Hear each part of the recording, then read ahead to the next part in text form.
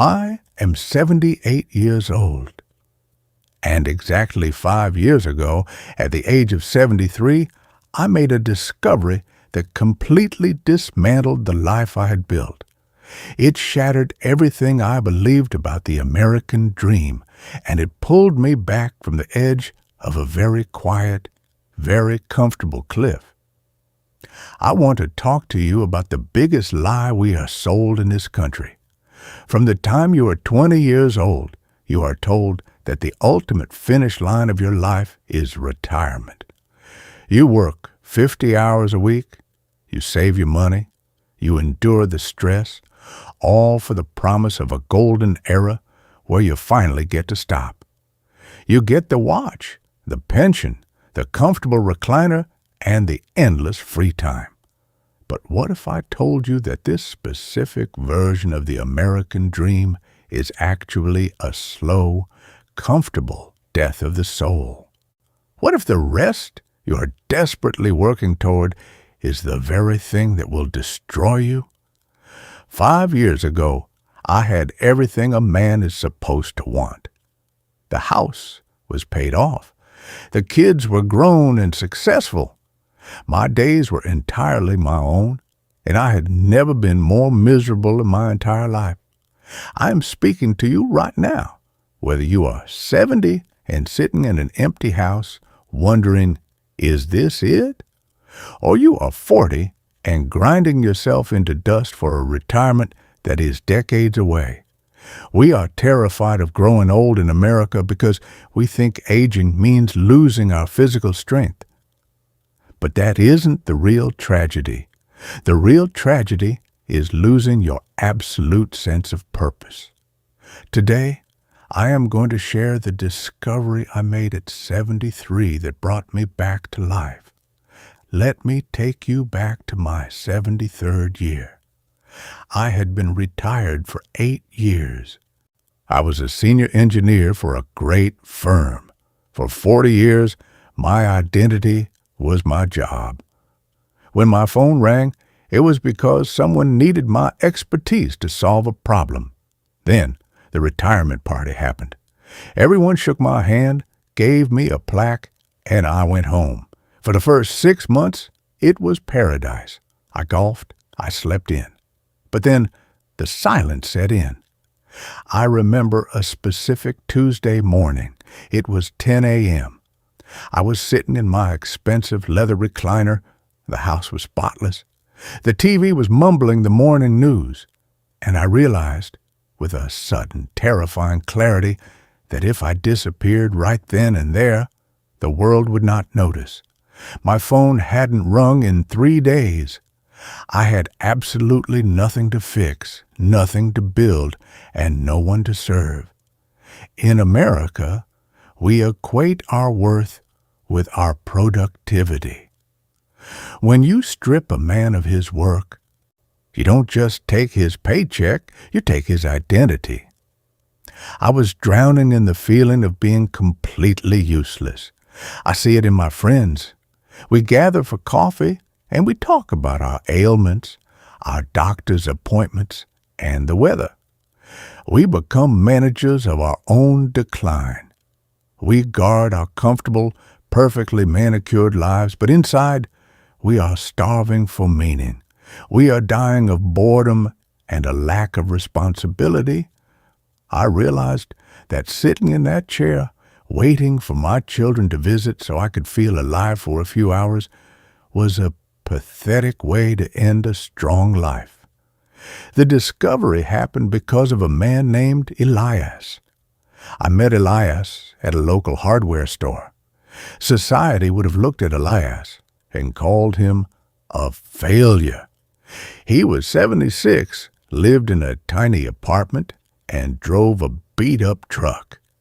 He never saved enough to retire properly. But Elias was the most vibrant, energetic man I had ever met. He spent his days in his messy garage fixing broken bicycles that people threw away and giving them to kids in the low-income neighborhoods across town. I went to his garage one afternoon to bring him some old tools. I looked at him, covered in grease, whistling a tune, and I asked him, "Elias, don't you ever just want to stop? Don't you want to rest?" He wiped his hands on a rag, looked at me with total peace, and said, "Arthur, a ship is safe in the harbor, but that is not what ships are built for. Rest is for the dead. While I am breathing, I am going to be useful." He asked me a question that pierced right through my chest. "What are you building now, Arthur?" That was my discovery. The grand revelation wasn't a complex philosophical theory. It was the brutal realization that human beings are not designed to consume leisure for 20 years. We are designed to carry a load. We are designed to be useful. We thieve our own joy when we crave validation from our past achievements instead of finding a new burden to carry today. Elias was a poor man, but he was a king because his life was absolutely necessary to someone else. This brings me to the absolute, undeniable logic of our mortality. If you are watching this, whether you are sitting in a quiet suburban home or commuting on a crowded train, you are likely caught in what I call the someday trap. We whisper these comfortable little lies to ourselves every single morning to excuse our own emptiness. We say, "I will figure out a hobby someday when I'm not so tired. I will volunteer and give back someday. I'll finally find my true purpose when things settle down at the house." But let's sit down and do the brutal math of life. It is cold, it is terrifying, but it is the only thing that will actually wake you up. I am 78 years old. Let's say I am incredibly fortunate and my body holds out until I am 85. Do you know what that actually means? It doesn't mean I have 7 vaguely defined years. It gives me exactly 7 summers. 7 more times to watch the leaves turn color in autumn. 7 more first snowfalls.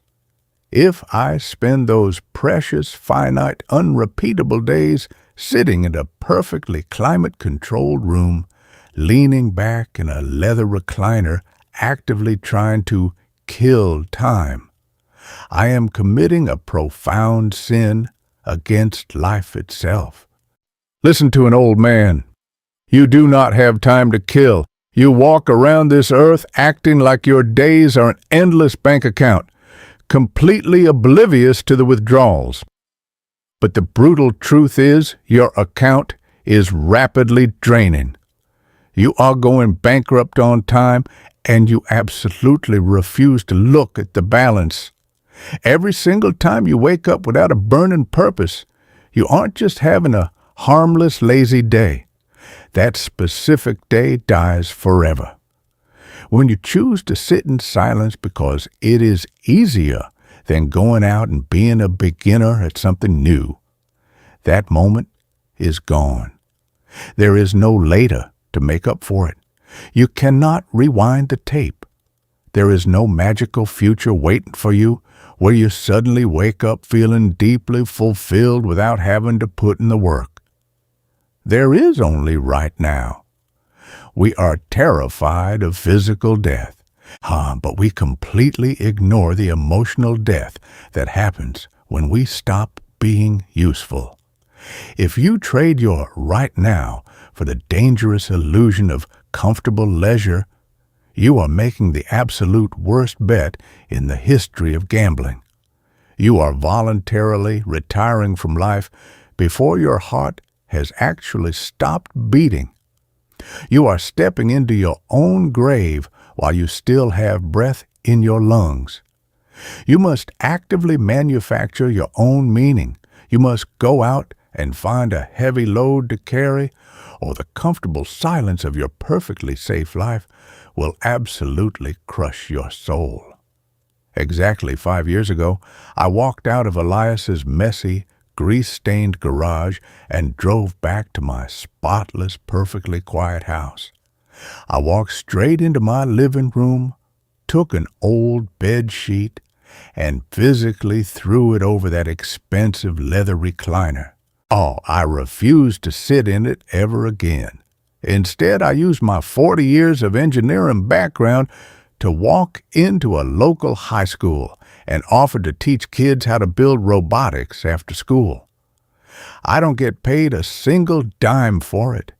My hands ache, and teenagers are exhausting. But do you know what happened? My phone started ringing again. People needed me. A young boy named Marcus needed me to show him how to wire a circuit board because his own father wasn't around to teach him anything. I found my new burden, and paradoxically, carrying that heavy weight set me entirely free. Now I am turning to you, and I am giving you a challenge.